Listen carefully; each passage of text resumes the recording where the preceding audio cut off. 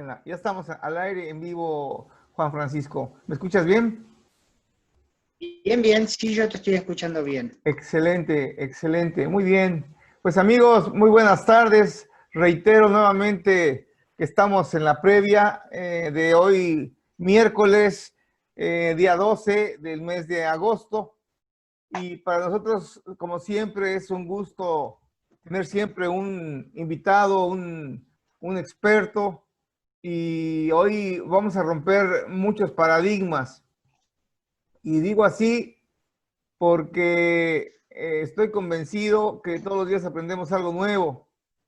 Y esto me permite hacerlo y decirlo porque dos circunstancias muy interesantes me permiten cumplir con este precepto de conversando con el experto en buenas prácticas. Leyendo por ahí en algún documento de los muchos que recibimos y que vemos siempre con ganas de aprender un poco más, hoy llegó a mis manos un pensamiento que habla sobre a quienes debemos de considerar expertos. Y aunque hay un montón de definiciones, me gustó una que escribe un señor de apellido Bohr, Niels Bohr. Y ahí le preguntaron en algún momento, ¿qué es para usted un experto? Y el tipo contestó con toda seguridad y tranquilidad. Dijo, bueno, un experto es una persona que ha cometido todos los errores que se pueden cometer en un determinado campo. Y eso lo hace experto. Luego, entonces, creo que es una palabra muy completa el decir experto, ¿no? Y por el otro lado, casi siempre pensamos, además de que el experto es una persona de plana, que no se ríe, que no siente, que no piensa, que no tiene sentimientos, cosa que hemos tratado de ir viendo que no es verdad, por eso le pusimos la previa. Acá se cumple la segunda máxima, que para ser experto no se requiere ser viejo. Y lo digo porque tengo el gusto de tener con nosotros a un joven, brillante, profesional, profesionista, médico veterinario. Me voy a permitir presentar muy brevemente porque hoy es la parte previa. Tengo el gusto de que esté con nosotros mi distinguido amigo, doctor, médico veterinario, Juan Francisco Michelau. Michelau, me va a pronunciar él, me va a corregir porque es un apellido en francés. El doctor Juan Micheló Francisco está bien. Michelot. El doctor Michelot es egresado en el año 2010 de la Universidad Nacional del Litoral en Esperanza, Santa Fe, Argentina. Se titula como médico veterinario zootecnista. Debo decirles que el doctor además es hijo de otro ilustre médico veterinario y que le vamos a preguntar más adelante un poco que nos hable de la semblanza de su señor padre, el doctor Michelot, por supuesto. Juan Francisco recibe la medalla de oro en su promoción debido al mérito académico y ha recibido varios premios por investigador.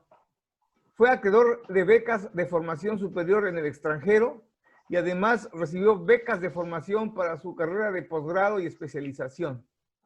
En el año 2011 finalizó la residencia en salud animal del INTA en Balcarce, donde obtuvo el título de especialista en sanidad animal y posteriormente obtuvo el título de doctor en medicina veterinaria en la famosa y muy linda Universidad Nacional La Plata. Seas bienvenido, Juan Francisco, buenas tardes. Buenas tardes, Luis, y buenas tardes a toda la audiencia.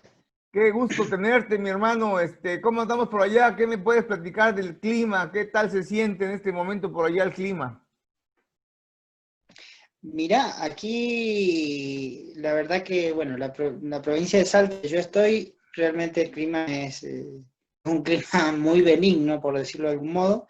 Si bien nosotros estamos casi a 1200 metros de altura, eso hace de que por la noche refresque un poco, pero durante el día tuvimos sol todo el día y estuvo, la verdad que muy, muy, muy agradable todo el día.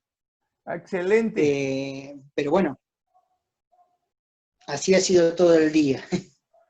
Estamos en épocas cambiantes de clima, esto ya es así por lo general, y no hay ninguna región de la América Latina, al menos, que es lo que conocemos, en que no sea regla, ¿no? Que se pierde ya justamente las estaciones del año y todo lo que implica esas costumbres de ir caminando con los tiempos.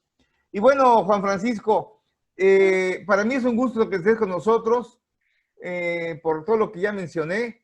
Además de que hay gente que nos ha escrito, tan pronto supieron que ibas a ser nuestro invitado y todo el mundo felicitando, que fue muy atinada la decisión de invitarte a conversar con nosotros. Y yo creo que pues te precede una serie de antecedentes y reconocimientos. Nuestro amigo también y profesor tuyo, seguramente Germán, habló de vos y habló muy bien, así es que traes una buena entrada a esta previa, José. Juan, perdón, Francisco. Bueno, a mí me gustaría también, ya para estar entrando un poquito en esta previa, que recuerden, amigos, que hoy, si bien es cierto, el tema que nos vamos a abocar durante el día de hoy y de mañana es hablar de la importancia de esta muy buena práctica, que es hacer el diagnóstico diferencial de enfermedades por intoxicaciones en el bovino productor de carne. Intoxicaciones. Una palabra, para mi gusto, muy fuerte, muy contundente y que pocas veces se le da realmente la importancia y el peso específico que se merece. Si bien es cierto, la semana pasada con José Germán estuvimos conversando sobre el diagnóstico, la importancia de la necropsia para el diagnóstico de enfermedades. El tema de las intoxicaciones es un tema muy, muy necesario tomarlo en cuenta y sobre todo, amigos, déjenme decirles que Juan Francisco tiene unos datos tremendos que hoy únicamente los vamos a picotear, porque acuérdense que hoy nada más es un calentamiento, hoy es hablar más con el individuo de carne y hueso, conversar un poquito con él, de sus quehaceres, de quién es, de sus pensamientos, en fin, la parte humana. Juan Francisco, me gustaría que nos dijeras un poco tus antecedentes. ¿Quién sos, Juan Francisco, la persona de carne y hueso? Bueno, Luis, primero, muchísimas gracias y espero estar, después de tu presentación, espero estar a la altura de las circunstancias. Bueno, a ver, yo me formé como médico veterinario en la Facultad de Esperanza, en la Universidad Nacional del Litoral, donde, bueno, como vos bien dijiste, yo soy hijo de veterinario, así que creo que acuné, por decirlo de algún modo, el deseo de ser veterinario gracias a mi padre. Sin lugar a dudas, él ha tenido una fuerte influencia siempre en todas mis decisiones, digamos, y en la decisión de la carrera que elegí, ¿no?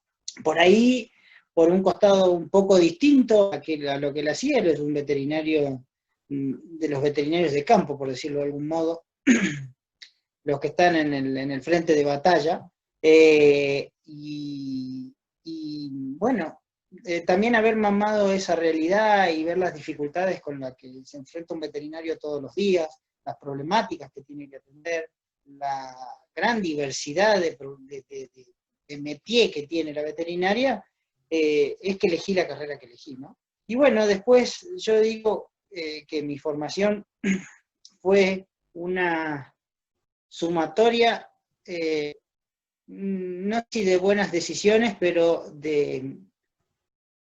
con muchísima suerte de encontrarme gente buena en el camino, ¿no? O sea, yo creo que eso también uno no lo puede desconocer. Yo encontré mucha gente buena en el camino que me ayudó a encaminarme. Y un poco, por ahí lo que vos decías, lo del especialista que cometió todos los errores, a mí me faltan muchísimos aún por cometer, pero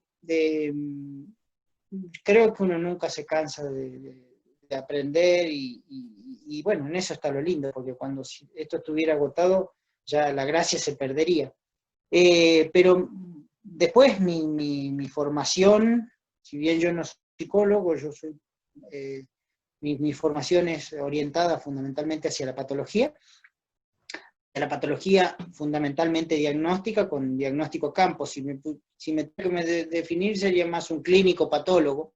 Y después el hecho de especializarme o de irme al trabajo, sobre todo sobre plantas tóxicas, no sobre todas las aplicaciones, sino sobre plantas tóxicas, tuvo que ver por diversos motivos, ¿no? Pero uno de ellos es que en general los patólogos son los primeros que empiezan trabajando con estos trastornos. Esto difiere de otras disciplinas. Como en plantas tóxicas aún falta mucho por evolucionar, sobre todo en toda Sudamérica, de Centroamérica para abajo. O sea, realmente el conocimiento sobre las plantas tóxicas es realmente todavía está en pañales, por decirlo de algún modo. Hizo de que yo tomara la decisión, cuando me vine al lugar en que me vine a trabajar, de elegir esta disciplina para desempeñarme. Como digo, no fue casual, esto fue producto de un montón de gente que fue ayudándome en mi formación y caminando. Yo siempre digo una frase que creo que la dije varias veces y la decía Newton, ¿no? Si llegué más lejos fue porque me paré sobre los hombros de los gigantes que me antecedieron. Entonces, yo creo que eso es fundamental, ¿no? Uno nunca arranca de cero. Y bueno, es lo que a mí me tocó, es lo que a mí me tocó. Y me tocó en un ambiente, como yo me vine al noroeste argentino a trabajar, en donde hay una gran diversidad de ambientes, una gran diversidad de producciones, y si hay una gran diversidad de ambientes, por lo tanto hay una flora muy diversa. En ellas están las plantas tóxicas, y eso me permitió en poco tiempo adquirir bastante, si se quiere, experiencia en algunas intoxicaciones o en algunas plantas. Y bueno, eso fue el camino. También debo reconocer, y eso es importante, que hay un dicho en Argentina, no sé si en Paraguay será igual, que en el país de los ciegos el tuerto es rey. Hay pocos especialistas de plantas tóxicas, ¿no? Entonces eso hace que rápidamente uno sea reconocido como especialista, porque hay muy poca gente trabajando en plantas tóxicas. Si uno se fija en Sudamérica, hay contados con los dedos de la mano, son la gente que ha trabajado sobre plantas, ¿no? Y bueno, creo que eso me define un poquito de todo lo que fui, digamos, o todo lo que soy, ¿no? Hoy. Excelente, excelente tu introducción, Juan, y a mí me queda claro que hay un par de preguntas que debo de hacerte. La primera de ellas es de que, qué tanto, no te voy a decir qué tanto influyó, sino qué tanto pesó y sigue pesando tu señor padre, porque si bien es cierto que él está en el área clínica y es una persona reconocida en la región como un excelente profesional, ¿qué tanto pesa para vos tener un padre con ese tamaño de reconocimiento? Y segundo, desligarte de la sombra de tu padre en el sentido propio del profesionalismo, porque agarras un sendero en el que, como bien lo dices, poca gente se aventura. Dijiste una aseveración en la que no estoy de acuerdo y te lo digo con respeto. Vos dijiste, el patólogo es el primero que entra a la escena del crimen, por decirlo así, ¿no? Y déjame decirte por mi experiencia que al menos en lo que yo he vivido, que ya son 44 años como profesionista, el patólogo clínico creo que es el que entra el último.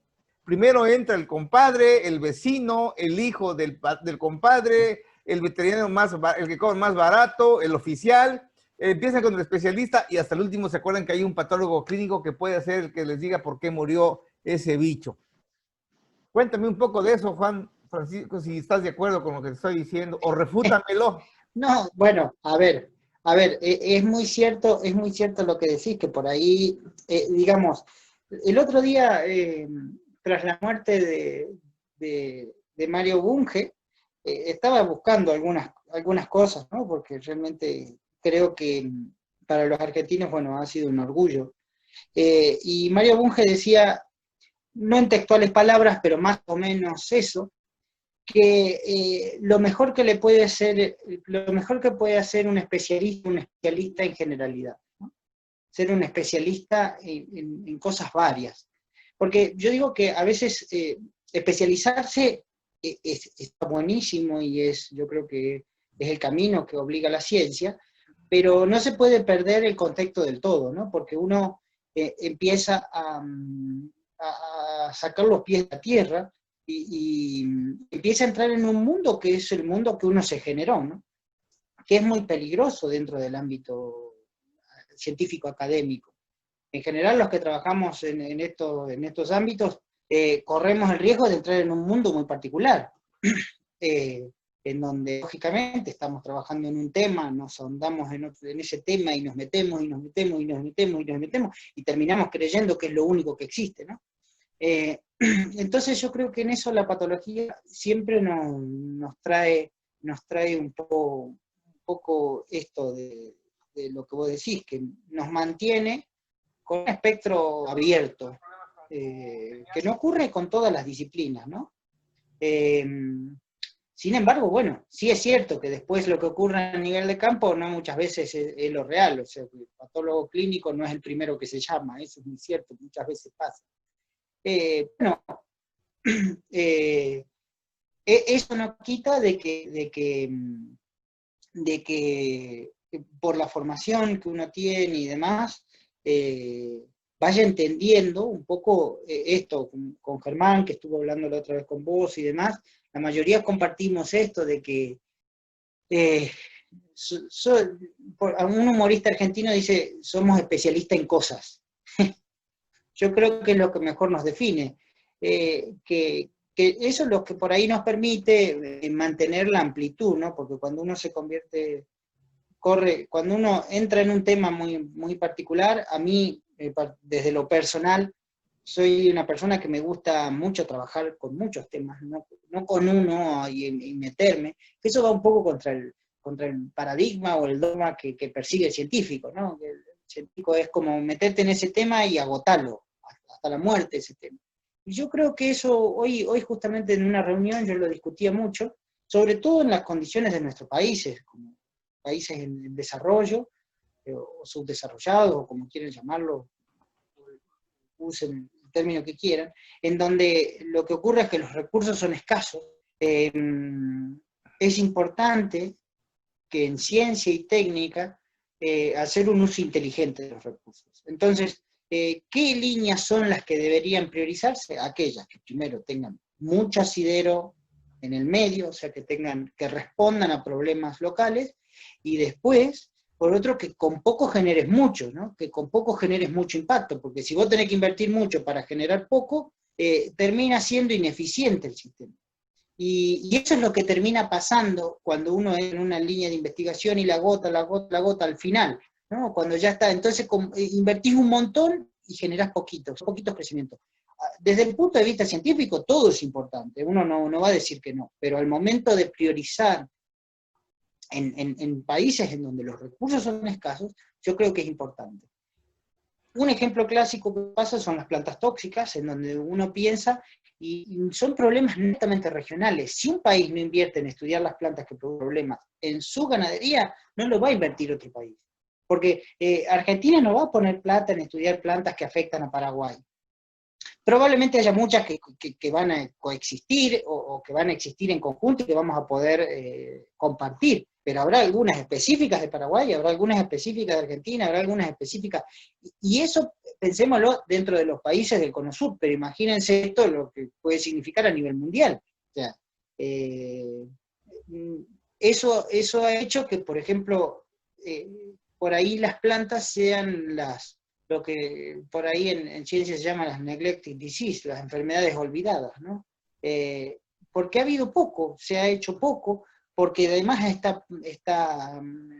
no está de moda, ¿no?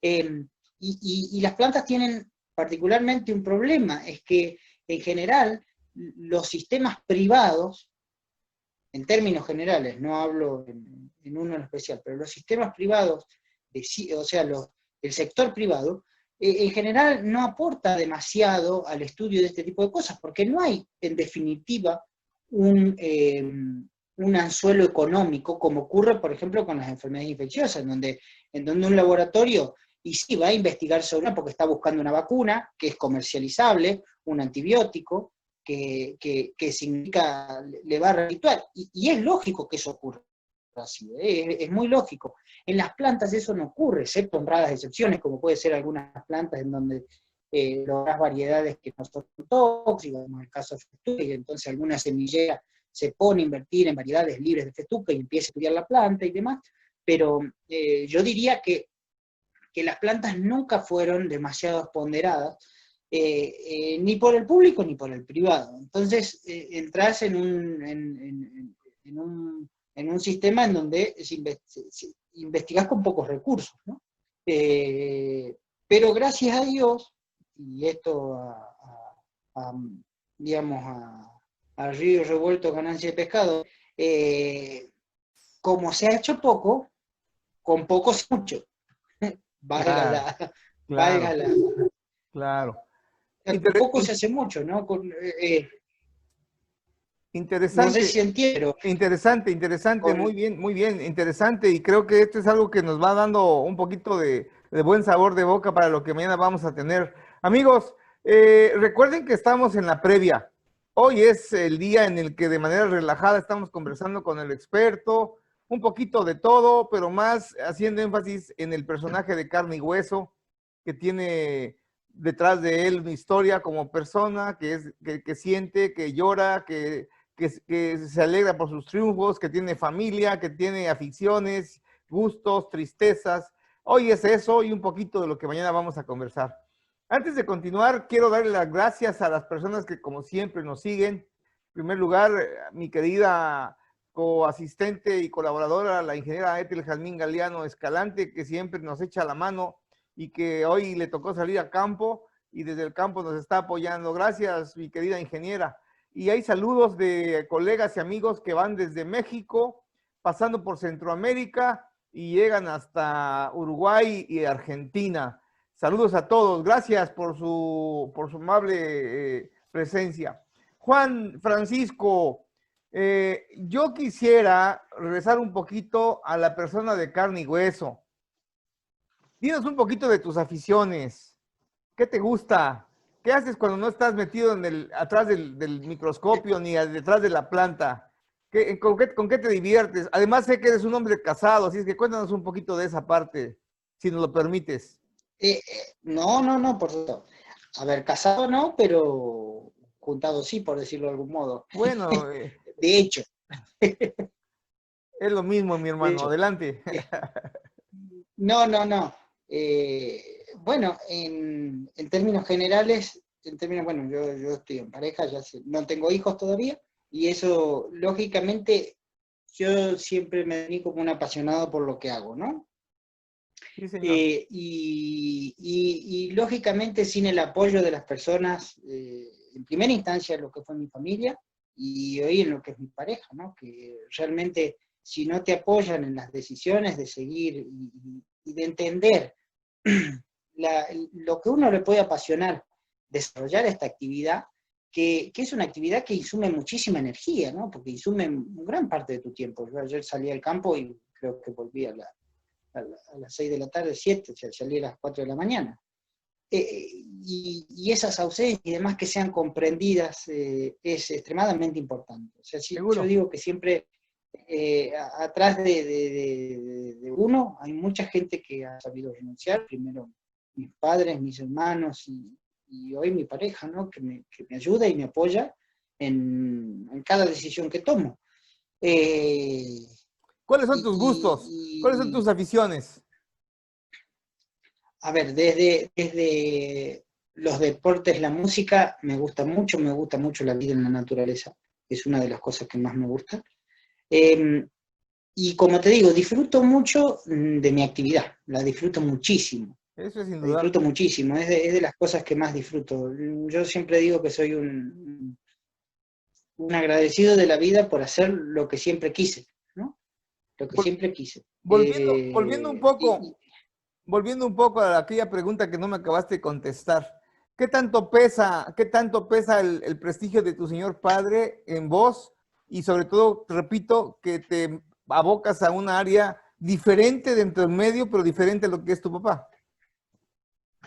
A ver, mi padre, Cuestionamientos.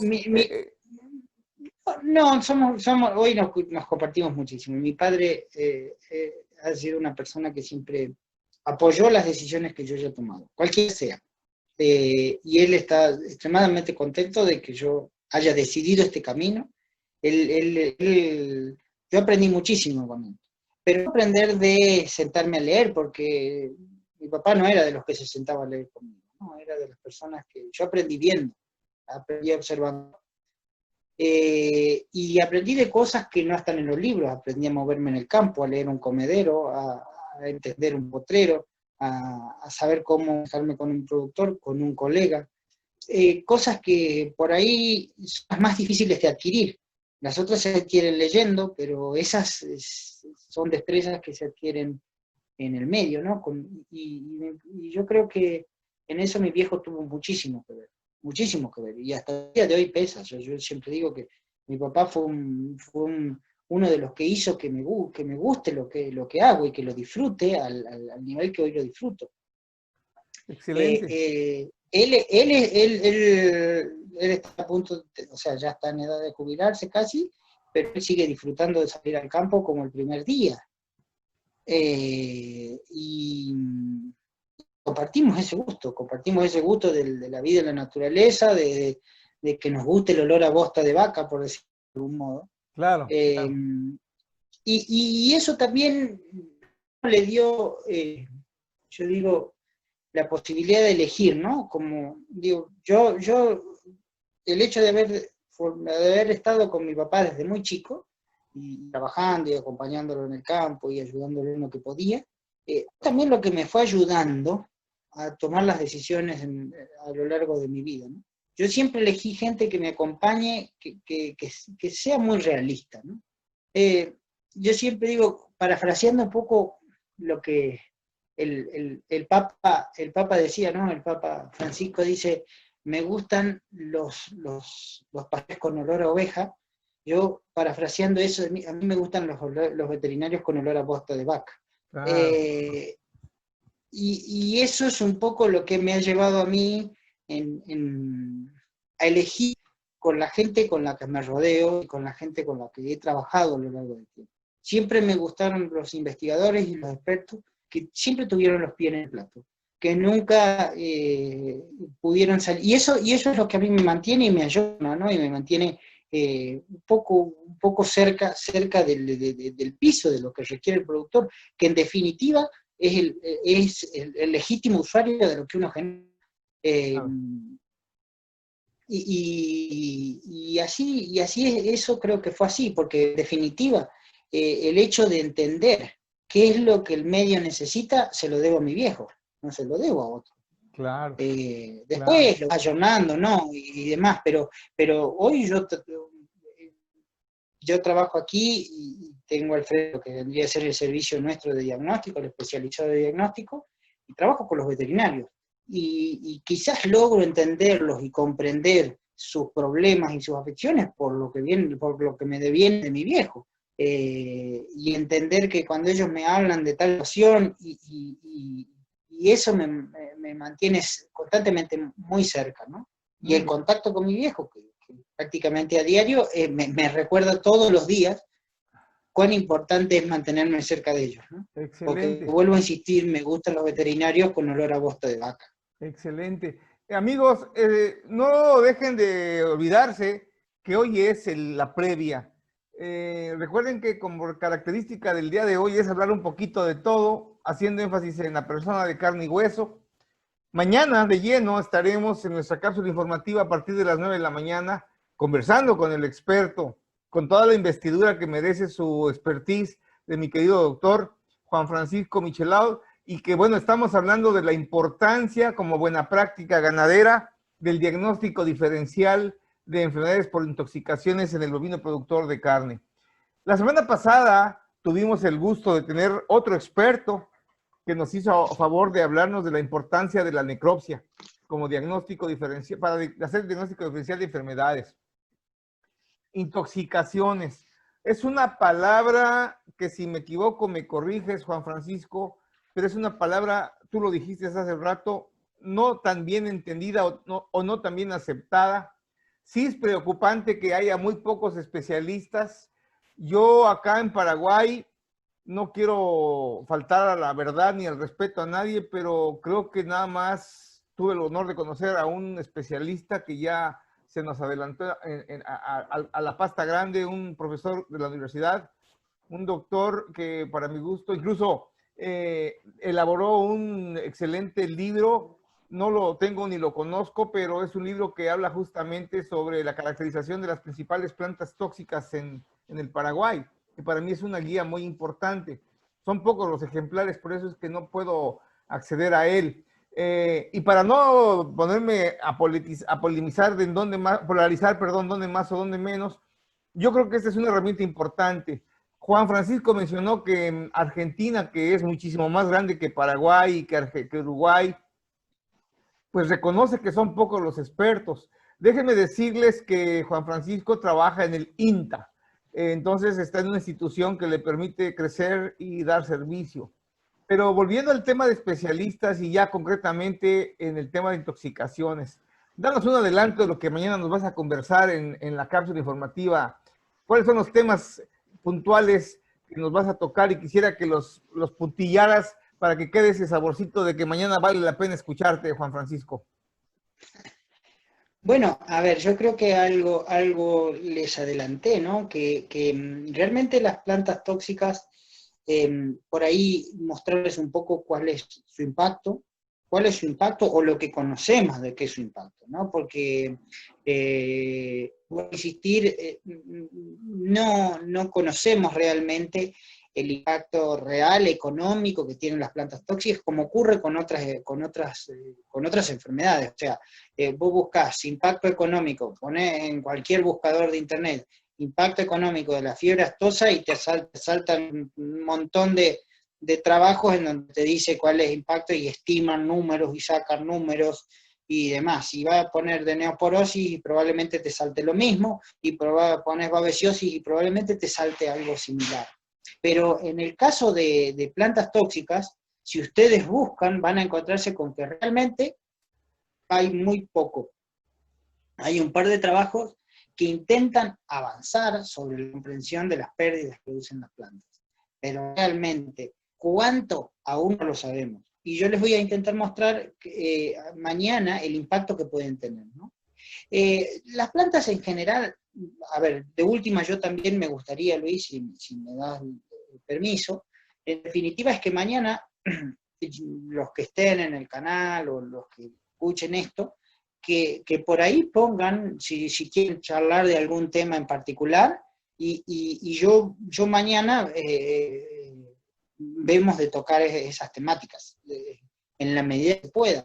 Y vuelvo a insistir, en general, como decía, como en las plantas tóxicas conocemos poco, solamente se diagnostica lo que se conoce. Cuando no se conoce es difícil de diagnosticar. O sea, si yo no sé qué es lo que estoy buscando, no lo voy a poder diagnosticar nunca.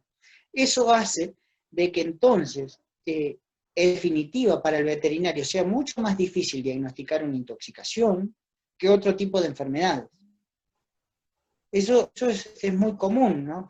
Nosotros vemos acá con los servicios nuestros de diagnóstico, en donde realmente, por ejemplo, es muy común o muy frecuente que nos pidan asistencia para casos de intoxicaciones, porque al veterinario le cuesta mucho más llegar o abordar a esa problemática. Claro. Además, porque el veterinario, en general, esto de las plantas tóxicas obliga a conocer un poco también de plantas, cosa que a mí siempre me gustaron mucho. Yo digo que las plantas creo que fueron mi otra pasión, ¿no? a mí me gusta mucho la jardinería. Y las plantas siempre fueron, por los veterinarios, eran como, cuando uno estudiaba veterinaria, incluso en mi facultad, que había agronomía y veterinaria, estaban los carniceros y los yuyeros. Y parecía que éramos antagonistas, o sea, que el veterinario de plantas no sabía nada, y realmente uno se da cuenta, a ver, primero desde el punto de vista nutricional, es innegable que si trabajás con vacas y son herbívoros, si al ser herbívoros van a comer hierba, vas a tener que conocer algo de planta, porque si no, definitivamente no conocer lo que están comiendo. Pero además, porque además de las forrajeras, existen plantas que son tóxicas, existen plantas que evolucionaron con mecanismos frente al herbivorismo. Las plantas tóxicas no surgen de un huevo, son mecanismos evolutivos. A ver, uno siempre tiende a pensar en las plantas como organismos inertes, ¿no? Porque no se mueven. El principio de que no se muevan, a uno le cuesta entender que si no se mueven, que no haya vida. O parece algo muerto, porque uno asocia la falta de movimiento con la muerte. Y realmente son en otra dimensión, quizás por nuestra visión, yo siempre digo, antropocéntrica de lo que tenemos vida, ¿no? O sea, todo lo vemos desde los lentes de nosotros mismos. Entonces, esto lo digo porque incluso lo que es la sintiencia, ¿no? Lo que en bienestar animal o en uso de animales de laboratorio se considera como sintiencia, ¿no? En donde empezamos y reconocemos que los animales pueden sentir, y nos es mucho más fácil entender que, por ejemplo, que sienta un mono, pero no un cascarudo. Parece que el cascarudo siente menos, pero porque lo vemos desde una óptica extremadamente antropocéntrica, ¿no? En cambio, y las plantas no se alejan de eso, son un ser vivo, y a su modo, o a su forma, de algún modo sienten, y si no, fíjense cuando ustedes ponen una planta con poca luz, cómo ella va buscando la luz de algún modo, o su sistema radicular va buscando agua de algún modo, y explorando, o sea, de algún modo, no desde la óptica de lo que nosotros entendemos en el paradigma de lo que es sintiencia consciente, ¿no? Pero de algún modo sienten. Y esto lo digo para revalorizar realmente lo que son las plantas, ¿no? Porque entonces en ese contexto en donde las plantas realmente han tenido que evolucionar frente al herbivorismo, porque ellas no podían escapar, o sea, si venían... imagínense que las plantas son anteriores a nosotros, y si querían ser comidas no tenían forma de evadir el consumo. Entonces fueron generando mecanismos que no implicaran moverse, en su mayoría. Entonces, tenemos plantas que han hecho lo que llamamos como escape espacial, o sea, plantas que crecen en lugares en los animales no van a pastar, o sea, o crecen justo en una ladera de una montaña extremadamente vertical, en donde a los animales es muy difícil poder llegar. Entonces eso es un escape espacial que llamamos, o escape temporal, crecer en un momento en donde los animales no están. Esto se ve muy bien, o está muy bien estudiado en algunas especies, por ejemplo en África, en donde justamente tenemos las migraciones, ¿no? Las migraciones las grandes migraciones de herbívoros. ¿Y qué ocurre? Hay plantas que crecen cuando los herbívoros se están yendo. Eso se llama escape temporal. De algún modo están evitando ser comidas, porque desarrollaron su ciclo biológico de un modo de que crezcan cuando los herbívoros se están yendo. Entonces reducen la presión de selección. Otras desarrollaron espinas, sistemas mecánicos, y otras desarrollaron toxinas. Y es así que surgen las plantas tóxicas. Las plantas tóxicas son resultado de los mecanismos evolutivos a lo largo de los años por los cuales generaron toxinas. Ellas o se asociaron con algún microorganismo que le permite tener toxinas en concentración, que a su vez, yo digo que esto forma parte de la ecología de las plantas tóxicas, ¿no? Las plantas, vuelvo a insistir, son evolutivamente, cuando uno entra en este tema, son realmente atrapantes en el concepto de su fisiología y cómo van adaptándose y cómo fueron haciéndolo sin poder moverse, ¿no? Con los pies en la tierra cautivo, como decía. Excelente, excelente lo que mencionas, Juan Francisco. Amigos, estamos hablando con un experto en buenas prácticas ganaderas y con énfasis en el diagnóstico para identificar plantas tóxicas, para diagnosticar o diferenciar enfermedades del bovino. Hay algunos conceptos, algunas enfermedades, algunas intoxicaciones que creo que son para mí de las que más tenemos a la vista.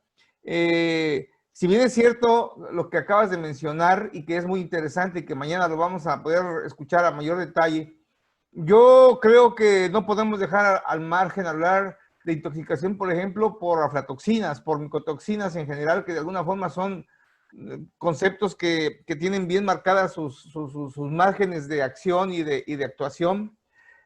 Algo que para mí es fundamental a partir de ese ciclo de nitrógeno con respecto a los nitratos y los nitritos, que también intervienen como intoxicantes y que de alguna manera no están directamente, como lo mencionas, en la parte defensiva o adaptativa de la planta, y otras tantas más que en algún momento.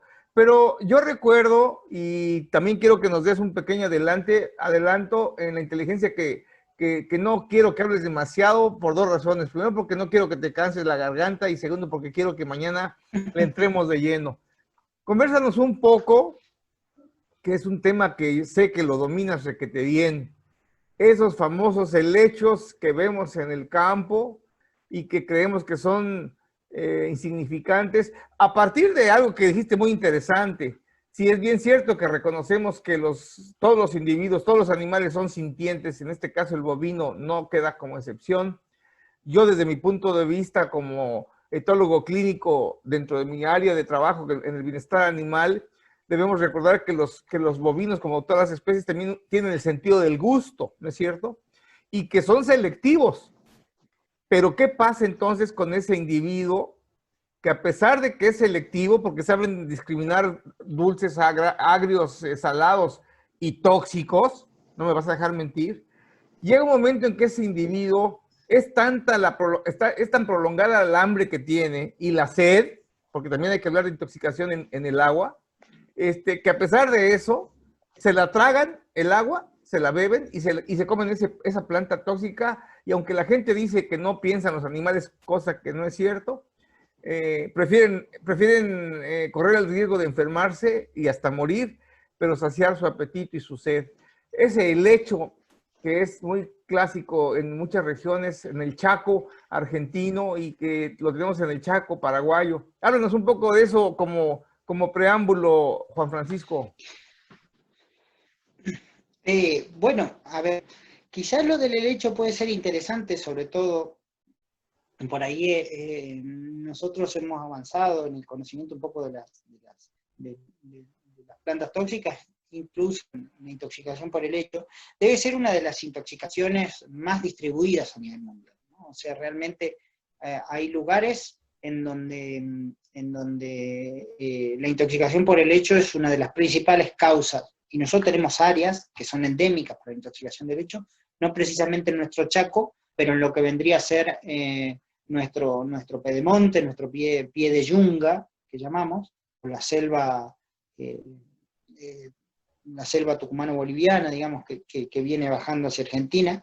Esa zonas muy, en general muy húmedas, nosotros ahí tenemos la intoxicación por el helecho. El helecho es, sin lugar a duda, como les decía, una de las especies más importantes mundial de intoxicación. Eso no quiere decir que la región de cada veterinario sea la más importante. Digamos, cada microambiente tendrá su especie. Pero sí, por la plasticidad que tienen los helechos, eso ha hecho de que puedan colonizar diversos ambientes. Particularmente una de las grandes, o no de las grandes, no voy a decir, no sé si son virtudes o no virtudes, pero las toxinas presentes en los helechos, que conocemos como taquilosis, ¿no? Que no pasa de todas las plantas, que las toxinas es una intoxicación crónica. Eso es crónicas, son las más difíciles para el veterinario y para el productor de reconocerlas, porque en general es que uno asocia la toxicidad, el consumo inmediato y la muerte. En cambio, el hecho de que los animales consuman persistentemente y uno lo ve consumir y al otro día no pasa nada, es como que la gente genera una especie de que, bueno, esa especie no produce nada. Entonces están familiarizados con la presencia de la especie y la asocian con el que los animales la consumen y que inmediatamente no pasa nada. Entonces se asocia y como que ocurre nada. Por eso es más difícil de reconocer. Sin embargo, las toxinas presentes en los helechos son consideradas de los carcinógenos biológicos más potentes que existen. Esto, cuando las vacas consumen, por ejemplo, en zona de lechal, consumen los helechos, las toxinas pasan a sangre, y aunque pueden no en el momento producir nada, porque es un efecto carcinógeno, un efecto a largo plazo, ese carcinógeno puede pasar a leche. Ese fue un trabajo que lo describió Alonso Hamelot en Venezuela, muy interesante, que fue uno de los trabajos, creo, más importantes en lo que respecta al hecho, porque realmente determinó que la vaca es capaz de tener concentraciones de taquilócidos en leche, que esos taquilócidos en leche pueden entrar a los subproductos lácteos y terminar en el hombre, inducir en el hombre, o no inducir o predecir en el hombre a la aparición de cáncer gastroentérico, ¿no? Esto es muy interesante porque en ciertas regiones de Venezuela, por ejemplo, en ciertas regiones de Centroamérica, se ha visto que las zonas donde hay helecho, la población humana tiene entre 10 veces, no recuerdo bien el número, tiene 10, 12 veces más chances de desarrollar cáncer gastroentérico. Eso, uno siempre tiende a pensar, ¿no?, en las enfermedades de los humanos, en las enfermedades de los animales, y piensa inmediatamente que se pueden transmitir, que tienen impacto en el hombre, y piensa inmediatamente en la zoonosis. Pero esto no tiene en la cabeza. Lo mismo podría pasar con las aflatoxinas, la presencia de aflatoxinas y la presencia de aflatoxina M1 en leche, ¿no? Que se ha determinado de que puede llegar y terminar en la cadena trófica y terminar en el hombre y ser un cancerígeno a largo plazo. Y muchas veces es difícil explicar por qué ocurre tanta frecuencia de un cáncer en una población o determinada. Este estudio retrospectivo, este análisis epidemiológico, no muchas veces se hace porque se desconoce. Entonces yo creo que las plantas tienen un doble impacto, y yo creo que un doble o un triple impacto, ¿no? O sea, el impacto a nivel productivo normal, y después el impacto a nivel de la población humana, que creo yo que aún hay que estudiar muchísimo más de esta última parte que la desconocemos. Esto, por ejemplo, pasa con senecio, ¿no? Los senecios, algunas especies de senecios y otras especies, ¿no?, tienen alcaloides pirrolizidínicos, que incluso muchas especies de senecios son consideradas especies melíferas, especies recomendables para la producción de miel en abejas. Pero las abejas, cuando se alimentan de esa miel, de esa flor, pueden llevar a la miel alcaloides pirrolicidínicos que pueden la miel puede tener concentraciones de alcaloides pirrolicidínicos tales capaces de actuar como cancerígenos a largo plazo, ¿no? Entonces, realmente creo que esto pone en dimensión la importancia que pueden tener las plantas, cuando a veces no se las reconoce adecuadamente, ¿no? Quizás esta dimensión para muchos sea, o lo que estén escuchando hoy, sea nuevo o totalmente novedoso si no están en el tema. Y uno piensa que está lejos de las plantas, que las plantas no tienen impacto sobre la salud pública, y sin lugar a duda lo tienen. Hay trabajos en donde se demuestra plausiblemente que por ejemplo, las zonas de lechales, las esporas, los helechos tienen una particularidad, que no florecen, ¿no?, ni fructifican. Los helechos lo hacen a través de esporas, o se propagan a través de esporas, esa es su propagación sexual, o asexual, a través de a través digamos, de propagación vegetativa, de estolones y demás. Las esporas cuando vuelan pueden alcanzar una fuente de agua y esas esporas pueden contener alcaloides, taquilócidos, y contaminar las fuentes de agua de uso humano, por ejemplo. Porque aparte las esporas son cualquier cosa y no se degradan ni se mueren. Entonces son extremadamente resistentes y eso puede volatilizarse y terminar en una fuente de agua de uso humano y ser un cancerígeno, y la estamos bebiendo todos los días. Juan, realmente, perdón que te interrumpa, pero merece la pena hacer un paro para aclarar todo esto que estás diciendo, porque es cierto, y esto evidencia lo valioso que es contar con gente que está decidida a abrazar esta área tan apasionante y a la vez tan dificultuosa que es ser especialista en plantas tóxicas. Porque lamentablemente, y si me equivoco me corriges, nosotros los veterinarios en general, pocas veces volteamos a hablar o a ver al especialista en plantas, en toxicología. Me hiciste recordar a un querido amigo mío que fue, para mi gusto, el primer médico veterinario especialista en toxicología allá en mi país, en México. Seguramente por ahí has leído alguno de sus libros, el doctor René Rosiles, un tipo muy metido en toxicología, y todo el mundo no lo bajábamos de loco, porque me incluyo yo, porque hablaba cualquier cantidad de cosas al cuadrado o a la quinta potencia más que vos, y en aquellos años, les hablo hace 40 años, 45 años, pues era de reírse, y hoy cada vez crece más eso que se menciona. Ahora, algo muy importante, Juan Francisco, por eso me atreví a interrumpirte. Sirve que tomabas un poco de mate yo creo que lo que acabas de mencionar viene a contestar de alguna manera, no es una regla, pero viene a contestar de alguna manera esos cuadros clínicos.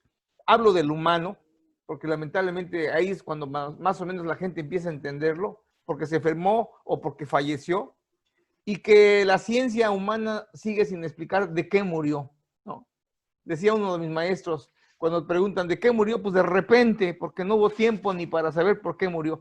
Pero hoy por hoy estamos convencidos que las plantas juegan un papel importantísimo, y bueno, estamos hablando de cáncer. Yo recuerdo trabajos hechos en mi país cuando yo vivía por allá, el tema que me llamó la atención, te comentaba yo en un momento, tuve la fortuna de trabajar cerca de un experto en Fusarium moliniforme, un doctor egipcio con el que trabajé en el Departamento de Agricultura de Estados Unidos, el doctor Handi Farouk, que fue uno de los pioneros en descubrir el Fusarium en aquellos años, y trabajábamos la leucoencefalomalacia en equinos, ¿no? Del equino. Y que poca pelota se le da, porque además la gente de campo siente que es muy conveniente darle al ganado esos enificados que están cubiertos de esa película verdosa de micotoxinas, que hoy sabemos que son fatales, ¿no? Y que además, como lo comentábamos el otro día vos y yo, las micotoxinas, las enfermedades provocadas por intoxicaciones, será parte de la respuesta a tu pregunta, ¿por qué no se genera plata? Porque son enfermedades silenciosas, no son explosivas. Tendría que ser un alcaloide o una toxina muy, muy canija para que mate en segundos, que es muy raro. Las toxinas hacen su labor de a poquito, de a poquito, de a poquito, de a poquito, van mermando, van disminuyendo, van inmunosuprimiendo. Y cuando nos damos cuenta, como dijera una cantante yankee, Carole King, it's too late. Es demasiado tarde, porque ya estamos con problemas, porque no hay capacidades recuperativas, ¿no? ¿No es cierto? Entonces, todo esto que estás mencionando, Juan Francisco, es apasionante, amigos, y por eso es que, sin dudar, déjame hacer el paréntesis, cómo llega a nuestra línea de conducción y de conocimientos y de contactos, Juan Francisco, porque dos personas me hablaron de él, una de ellas, mi querido tocayo Luis Carlos Rades, y otra, nuestro querido amigo también mutuo, Germán José Cantó, y los dos me dijeron, ese pibe tiene mucha información que merece la pena que la divulgamos porque está haciendo cosas interesantes. Y créeme, Juan Francisco, no tengo ni la 10ª parte de arrepentimiento de haberte invitado, y más porque me aceptaste la invitación. Señores. Bueno, Luis, te agradezco, por supuesto, que me hayas invitado. Y vuelvo a insistir, o sea, yo creo que aún falta muchísimo, y a quienes quieran más información o lo que necesiten, me pueden escribir, o eso no hay ningún problema. Claro, claro. Amigos, yo les voy a dejar los datos de Juan Francisco mañana, pero entrando un poquito a la salida de la curva, en la peraltada, ya para agarrar la recta final de nuestra previa, yo quisiera preguntarte, Juan Francisco, desde tu opinión, desde tu visión, desde tu expertise, de todo lo que has vivido, a pesar de ser una persona joven, porque eres una persona joven, no es limitación, es la mejor justificación de que también hay expertos jóvenes. Desde tu visión, Juan Francisco, ¿cuáles serían aquellos mitos que limitan o que impiden apoyarse en el diagnóstico toxicológico de campo para diferenciar enfermedades? ¿Qué limita? ¿Cuáles son esos mitos? Falta conocimiento, pero hay mitos. ¿Qué te atreves a decirnos al respecto? A ver, yo creo que eso va de la mano, ¿no, Luis? O sea, la falta de conocimiento permite que los mitos se arraiguen, porque cuando no se sabe, uno busca explicaciones inexplicables, por decirlo de algún modo, ¿no? Entonces aparecen todas este tipo de cosas. A ver, yo creo que mucho, por ejemplo, nosotros conocemos mucho y se pondera mucho de lo que es el conocimiento etnobotánico, ¿no? Lo que la gente conoce de las especies que lo habitan. Eso muchas veces ocurre en plantas tóxicas, por ejemplo, hay una máxima en la toxicología que le decía Paracelso: todo es tóxico, solo es cuestión de dosis. Así mismo, así mismo. O sea que, en definitiva, no hay nada que sea del todo dañino, ni nada que sea del todo benévolo, si lo miramos, depende con el lente que lo veas, ¿no? En las plantas, uno de los principales errores que se comete es pensar que las plantas tóxicas prácticamente uno consume una hoja y se muere. Ese es el principal, el paradigma sobre el cual la mayoría asocia las intoxicaciones por planta con intoxicación hiperaguda. Que eso no siempre ocurre, incluso con las plantas que son más tóxicas, consideradas más tóxicas, por ejemplo, Baccharis coridifolia, el famoso romerillo, mío. Esa planta requiere un consumo, depende del estado de floración, depende, pero entre 1,5 a 5 gramos de materia seca de la planta por kilo de peso vivo. Pongámosle 3 gramos, por decirlo de algún modo, dependiendo de la especie, pensemos en el bovino. 3 gramos promedio. 3 gramos promedio, si vos tenés una vaca de 500 kilos, son 1,5 kilos de materia seca de romerillo. 1,5 kilos de materia seca de romerillo significa que la vaca no comió un bocado. No comió, no es que lamió la hoja y murió. Que eso es, uno asocia ese tipo de cosas. Y no siempre, y es muy común que la gente piense de ese modo. Porque uno tiene en la cabeza, por ejemplo, no sé, la intoxicación por ácido cianhídrico, el sorgo, ¿no? Cuando se acumula 10, 15 minutos que entrar a una pastura con ácido cianhídrico y tener los primeros casos. Uno inmediatamente eso es lo que tiene como intoxicación y eso uno no se lo saca de la cabeza. Pero creo que ese es uno de los principales problemas que hacen a la limitante, porque además que en los diagnósticos de intoxicaciones por plantas carecemos de demasiada tecnología para poder diagnosticar. Eso no pasa con las enfermedades infecciosas. Con las enfermedades infecciosas nosotros para diagnosticar tenemos los postulados de Koch, después vinieron los postulados de Evans, ¿no? Entonces está muy fácil, no muy fácil, pero tenés ELISA, tenés un montón de técnicas para las enfermedades infecciosas, y si no tenés hay un montón de cosas. En cambio, en plantas tóxicas, seguimos diagnosticando como hace épocas ancestrales, ¿no? O sea, se sigue utilizando la patología, por eso es que los patólogos nos dedicamos a plantas tóxicas, la identificación de las lesiones y la identificación de la planta en el sitio de lesión, o sea, como que la evidencia epidemiológica. Seguimos necesitando las evidencias clínicas, que esto yo creo que para todos los diagnósticos tiene que ser igual. A veces en enfermedades infecciosas esto se olvida, ¿no? Esto de realmente asociar todas las evidencias. Uno, el diagnóstico es un proceso netamente cognitivo, en donde no es el resultado de una técnica el diagnóstico. El diagnóstico es un proceso en donde uno asocia unas evidencias clínicas. Yo digo que siempre a mis alumnos les digo que es como un juicio. Uno trae evidencias. Las evidencias de laboratorio son una evidencia, pero no son las únicas.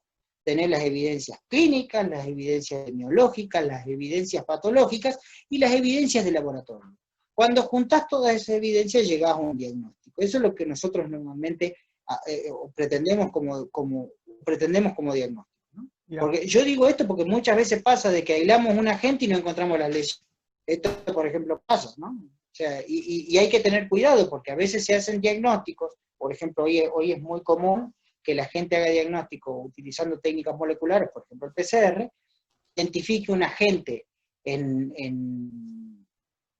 identifica un agente mediante una técnica altamente sensible y después no encuentre las lesiones asociadas y guarda que la gente puede estar, pero no necesariamente puede estar produciendo enfermedad, porque la sola presencia en muchos agentes no es indicador de enfermedad, excepto en raras excepciones, que es yo, Bacillus anthracis, que la sola presencia prácticamente en un individuo, porque no existe el estado portador, no existe ninguna situación, es evidencia de enfermedad. Pero en el resto, la sola presencia no es evidencia de enfermedad. Entonces, muchas veces uno se olvida de esto, ¿no? Se olvida de esto, y esto en enfermedades infecciosas es muy común. Uno va directamente a las técnicas, el veterinario junta una muestra y la manda al microbiólogo. Y agarró un pulmón y aisló de tal sitio, y no tomó bien la muestra, la aisló de bronquio una pastorela. Y a lo mejor era un habitante normal, si vos no la asociaste con las lesiones. Entonces, y en las plantas nosotros seguimos teniendo que juntar todas estas evidencias para llegar a un diagnóstico. No podemos apoyarnos porque tenemos poco laboratorio para hacer. Entonces, cuando nos quedamos cortos con evidencias clínicas, evidencias epidemiológicas y evidencias patológicas, es donde el diagnóstico entra a claudicar, ¿no? Esto lo digo porque ha habido algunos avances, por ejemplo, en la identificación de fragmentos, o sea, por ejemplo, la microhistología del contenido gastrointestinal. La microhistología del contenido gastrointestinal lo que se trata es intentar identificar la planta, o un fragmentito de planta, en el contenido gastrointestinal. Hay algunos trabajos, pero eso solito no puede ser diagnóstico, ¿no? Porque, por ejemplo, encontrar un fragmento, como yo les dije antes, para que una planta sea tóxica, tiene que llegar a la dosis. O sea que encontrar un fragmento de Pascalia glauca en un tracto gastrointestinal no es indicador de que se haya intoxicado por Pascalia glauca. A lo mejor la consumió a dosis inferiores a las tóxicas, pero la vas a identificar. Lo mismo pasa con una enfermedad infecciosa. O sea, entonces, yo creo que, porque muchas veces el diagnóstico se ha ido tiñendo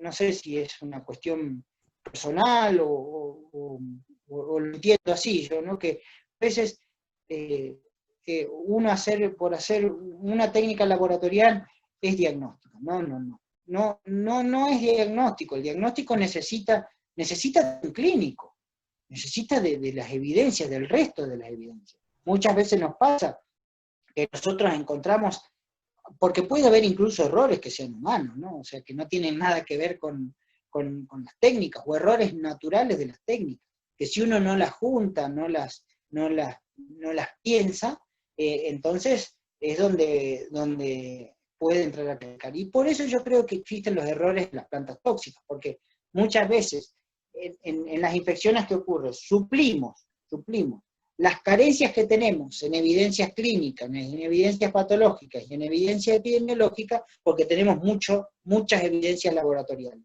En cambio, en plantas, como evidencias laboratoriales tenemos pocas, no tenemos que valer mucho de las evidencias clínicas, muchas de las evidencias patológicas y muchas de las evidencias epidemiológicas. Y eso es lo que hace que, para la mayoría, muchas veces, ahí es donde claudicamos, ¿no? Porque, claro, es lo que yo digo. A veces, a mí siempre me da mucho miedo, siempre le digo a mis alumnos que hay que tener mucho cuidado, por eso que la evidencia, porque cuando uno va al laboratorio, el laboratorista recibe un tubo, un pedazo de órgano, pero eso no es la realidad. La realidad la viste vos en el campo. Y es muy difícil traer la realidad en un tubo, ¿eh? Cierto, cierto. Yo digo que en todo eso que vos trajiste es un fragmento de la realidad. Sí. Y es lo que yo digo, el carozo de la aceituna del vermú que me voy a tomar. Seguro. Entonces, está tan lejos una cosa de la otra, que si uno no hace, está haciendo una inferencia muy peligrosa. Por eso es que el diagnóstico es clínico, el diagnóstico es patológico, el diagnóstico se basa en las evidencias clínicas, patológicas y epidemiológicas, con asistencia del laboratorio. Pero no puede ser exclusivamente laboratorial. Hay que tener mucho cuidado con eso, y por lo menos eso es lo que para mí, a mi criterio, es extremadamente importante, ¿no? Porque una muestra mal tomada, todo eso puede pesarme en una evidencia laboratorial que sea poco fidedigna, que sea lo que sea. O sea, aun cuando nosotros tenemos técnicas extremadamente sensibles, aún las técnicas extremadamente sensibles tienen que ser usadas con muchísimo cuidado. Con muchísimo cuidado. Has dicho algo muy, muy puntual, Juan Francisco. Todo esto que nos mencionas me hace reflexionar. Dijiste algo muy importante. En el tema del diagnóstico hacia plantas tóxicas, estamos haciendo diagnósticos de hace muchos años. No te atreviste a decir hace cuántos años. Y hace varias cápsulas atrás, conversando con otros colegas y queridos amigos expertos, yo siempre he sido de la idea, y lo digo con mucho respeto, que mientras en la producción de cerdos y en la producción de aves, hoy por hoy hay tecnologías que son de vanguardia y que son muy innovadoras, lastimosamente en producción de carne vacuna, tal vez se salve la lechería en algunos países, pero en términos generales la ganadería, sin ofender a nadie, siguen siendo prácticas tradicionales de hace más de 75 años. Y el tema del diferencial de plantas tóxicas creo que va junto con pegado. Me hiciste recordar hace muchos años cuando ando haciendo yo clínica en campo. Vengo de un país que somos libres de fiebre aftosa sin vacunación desde hace 66, 67 años, justamente mi edad. Y mucho tiempo trabajé yo en el tema de la vigilancia del diagnóstico diferencial de aftosa en México. Y la primera vez que yo volteé a ver la importancia de las plantas tóxicas, en este caso, fueron aquellas plantas que son no necesariamente tóxicas, pero sí irritantes, y que tú la conoces requete bien porque son generadoras de lesiones vesiculares y que hacen que el técnico busque si no es aftosa o estomatitis vesicular, pero es irritación por plantas irritantes, ¿no? Entonces hay mucho que caminar en esto. Amigos, estamos entrando a la recta final de la previa de hoy. Recuerden que estamos conversando con el experto en buenas prácticas ganaderas, y que es nuestro amigo el doctor Juan Francisco Michelou, médico veterinario, egresado hace 20 años de la universidad, y que se darán cuenta que tiene un expertise muy completo en un área poco transitada, y que bueno, hoy meramente es unos ganchitos sobre el diagnóstico diferencial de enfermedades por intoxicaciones en el ovino productor de carne. Mañana les garantizo que nos va a hablar más a detalle, más a fondo, porque justamente de eso se trata. Pero antes de dar por concluida nuestra previa, Juan Francisco, yo tenía una pregunta que siempre le hago a todos mis invitados. Y si bien es cierto que tienes apenas 20 añitos de estar en esto, 10 años, perdón, de estar en esto, ya te estoy haciendo más viejo. 10 años. Si son 10 años de andar en esto y que vienes de un seno de donde, como vos dijiste, se mama medicina veterinaria y se huele a bosta desde el vientre de tu señora madre, y todo lo que has visto y conversado, etcétera, dijiste algo muy importante, que no siempre esa muestra es representativa y que no es motivo de pensar que esa es la verdad absoluta.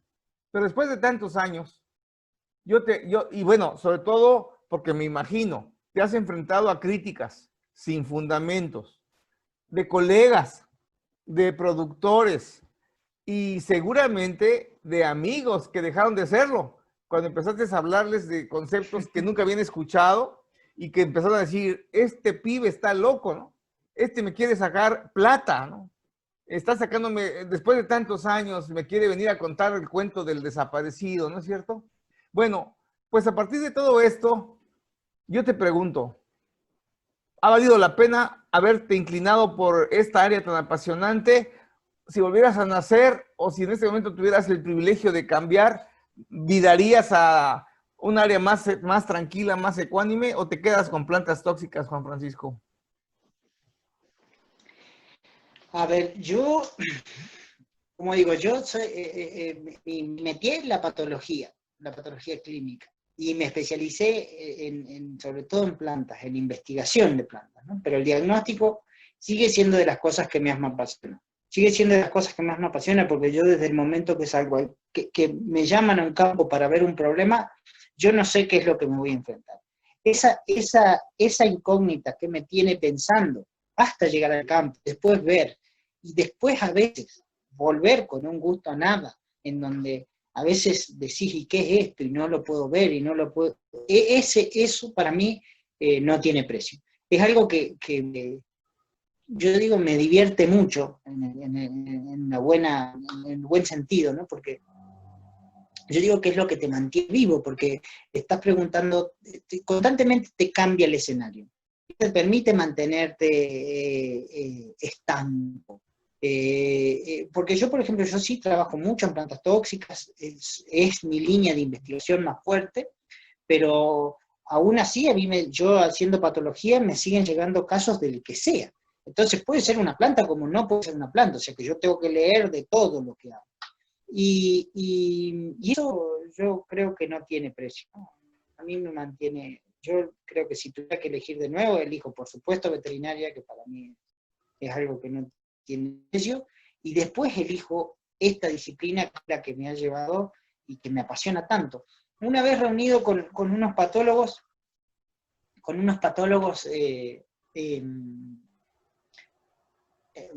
mayores que yo, referentes internacionales en los temas, estamos comiendo en una de estas reuniones de patología, y uno de ellos dice,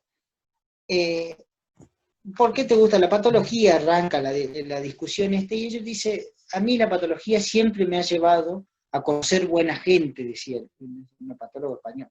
Y otro le dice, es que la ignorancia nos une. Porque los patólogos, en definitiva, vuelvo a lo mismo, somos como especialistas en cosas.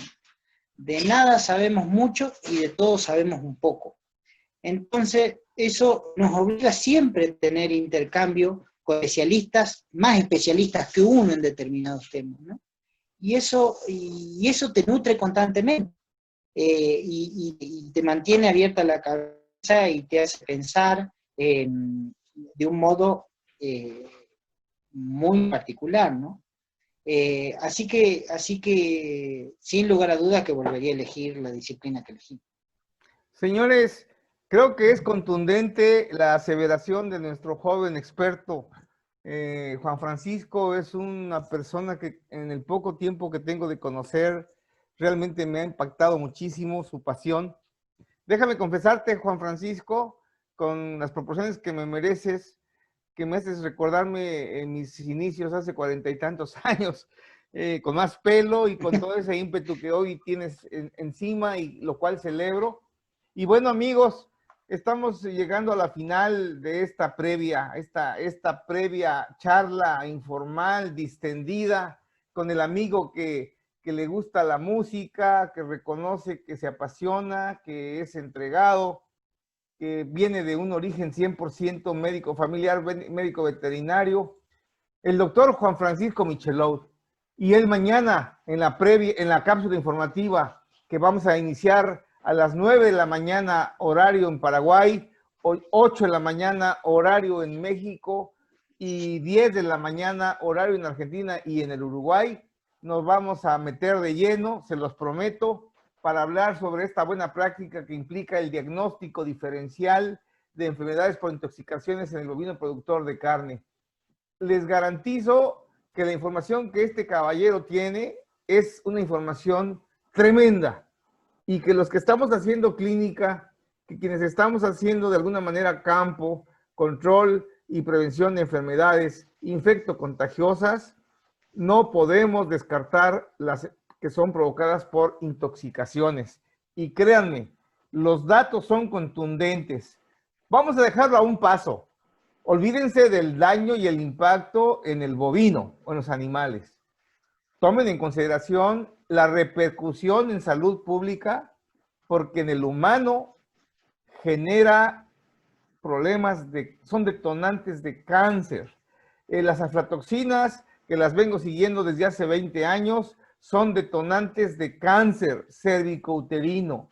Ya lo mencionó Juan Francisco, también hay cáncer estomacal por plantas tóxicas.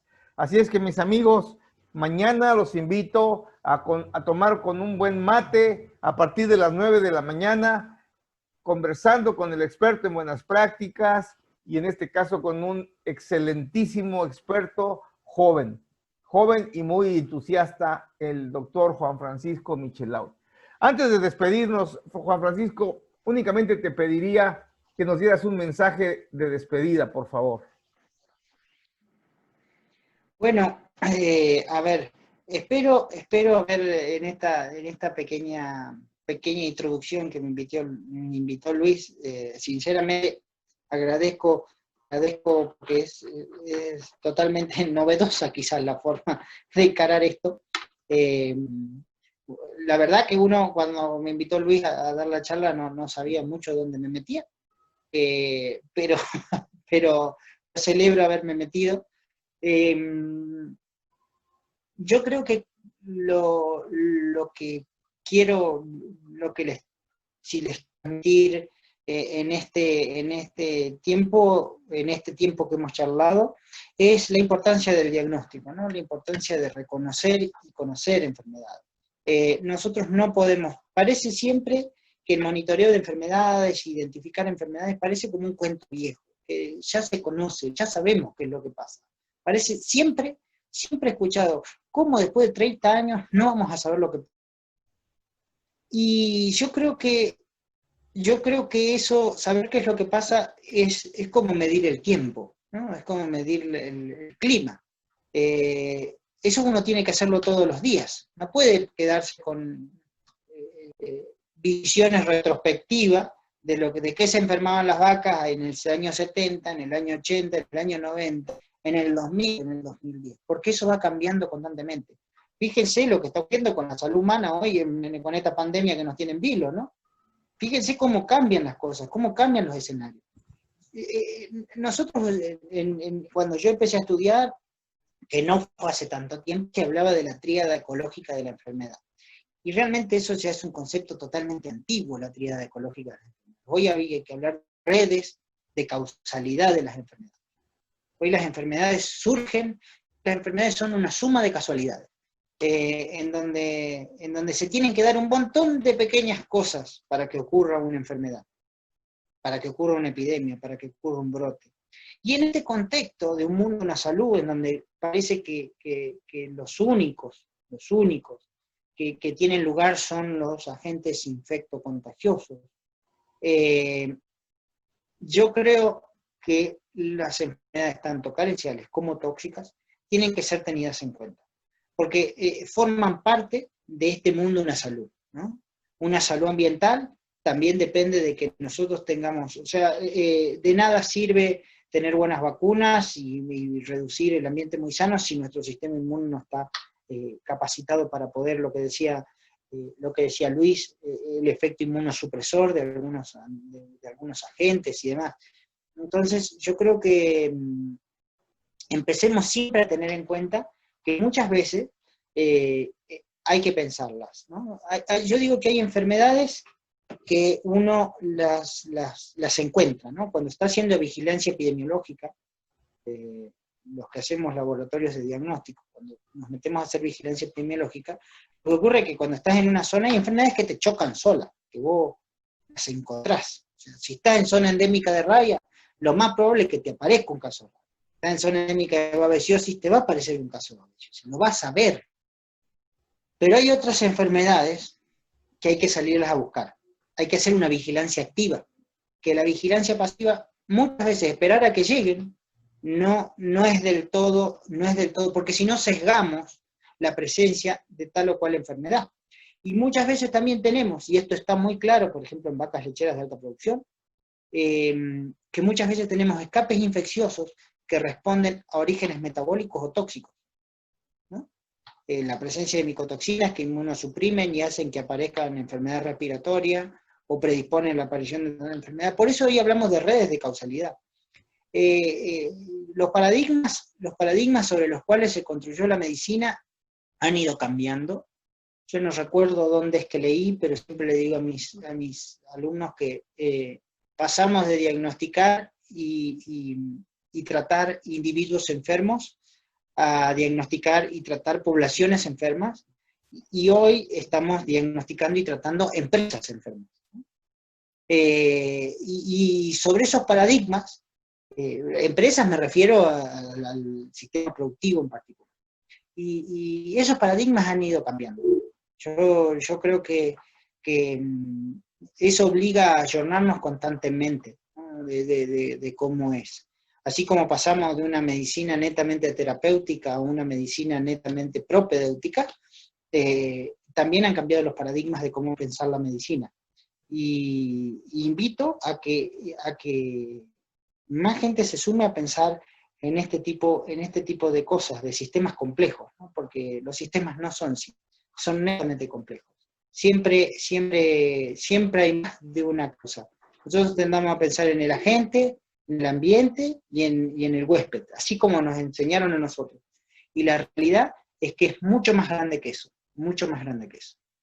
No sé si respondí un poco lo que querías, Luis. No, espectacular, Juan Francisco, excelente. Amigos, creo que no hay más que decir. Mañana a las 9 de la madrugada estamos conversando tiempo completo con este capo, con este señor que sabe un poquito de plantas tóxicas para el diagnóstico diferencial.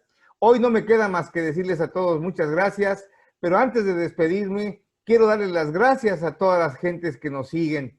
Estamos recibiendo saludos desde México, pasando por Centroamérica y llegando aquí a este enorme cono sur. Amigos de toda la vida que siempre nos siguen. Gracias, Ricardo, allá hasta mi México lindo y querido. Saludos a toda la gente que se anima a estar siempre con nosotros. Gracias a la gente que está escribiendo. Saludos para el colega de acá, gente de Salta, de la región. En fin, estamos recibiendo siempre saludos y agradecimientos a gente que nos está escribiendo desde Centroamérica, de Ecuador, gente de México, gente de Colombia, gente de Paraguay, gente de Costa Rica. Tenemos aquí gente que nos está saludando también de acá, de los países vecinos, Uruguay y Chile. Gracias a todos. Juan Francisco, te agradezco mucho, mi hermano. Hay que descansar porque hoy fue una jornada muy larga para vos. Y amigos todos, mañana, jueves 13 de agosto, los espero a las 9 de la mañana en la cápsula informativa, conversando con el experto en buenas prácticas ganaderas, con este señor que se llama Juan Francisco Michelot, y vamos a hablar de la importancia de esta buena práctica, el diagnóstico diferencial de enfermedades por intoxicaciones en el bovino productor de carne. Juan Francisco, amigos todos, muchísimas gracias. Los espero mañana. Cuídense y hasta pronto. Hasta luego, Juan Francisco. Chao. Hasta luego, Luis. Nos vemos mañana.